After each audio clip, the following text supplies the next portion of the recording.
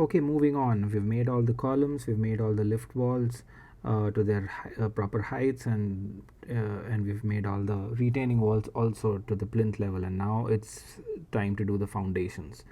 Now, what I've first done is create an additional level which I call FTN bottom, which is at 450 below the existing 0 foundation. So the F0 was the foundation top, and foundation bottom is 450, which is the thickness that I require, let's say, for the foundation of all the footings that we're going to use. All right, so we're going to go to structure, and there is a foundation section which has 3 kinds of tabs. Isolated is for isolated footing, which I can place at any of these columns. Press escape. Wall is for my wall footing, that's going to go under all these, the retaining walls. You're going to see that in the next video. And slab is generally for my combined footing, like such as the one under the lift. So I press escape, and I'm gonna go to the isolated one, and I want a 2600 by 2600. So I'm going to duplicate and make the one that's required in the drawing, which is 2600 into 2600 into 450, just for my own reference. Change the actual values here, and press OK. And then it's easy, just place it anywhere, because you can always come back and align it. And here you can actually see that we're putting it in the foundation section, the foundation level, FDN level, and you can still see it, but it might not be the case with you.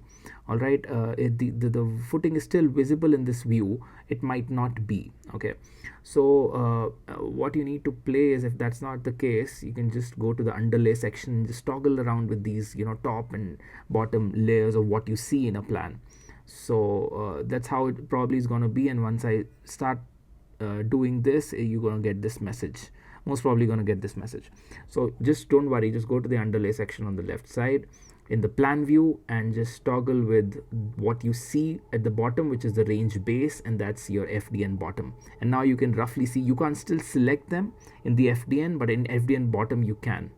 Okay, I'm going to align it in the FDN bottom level to the one with the CAD. Same thing, AL is the shortcut, and we first select the target and then the actual face, and then we can keep aligning. Now moving on to the combined footing, again I go to the FDN level, and go to the slab footing option, and the modify the create boundary we'll have to draw here. Before that, let's just create a 450 thick combined footing. There's no point of putting a dimension, we just have to draw it and just change the dimensions inside it.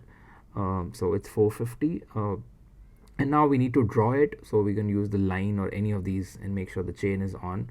So we can go into the draw mode, and the pink line is where the boundary of the footing is going to be, and then we make a loop, press OK, the tick mark, and you can see how our footings are done.